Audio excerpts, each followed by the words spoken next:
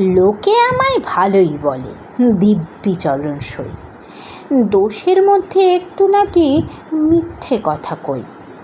ঘাটশিলাতে যাবার পথে ট্রেন ছুটছে যখন, মায়ের কাছে বাবার কাছে করছি বকম বকম। হঠাৎ দেখি মাঠের মধ্যে চলন্ত সব গাছে এক এক রকম ভঙ্গি ফোটে, এক এক রকম নাচে।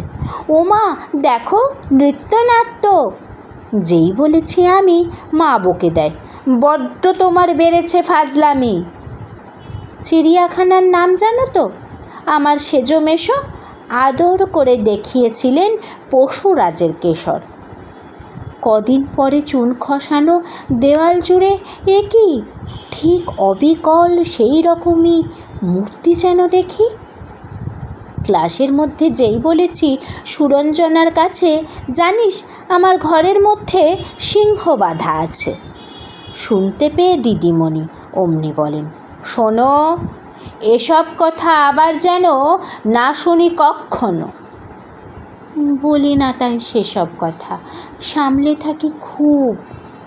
কিন্তু সেদিন হয়েছে কি এমনি বেয়াকুব, আকাশ পাড়ে আবারও চোখ গিয়েছে আটকে। শরৎ মেঘে দেখতে পেলাম রবীন্দ্রনাথকে। নমস্কার।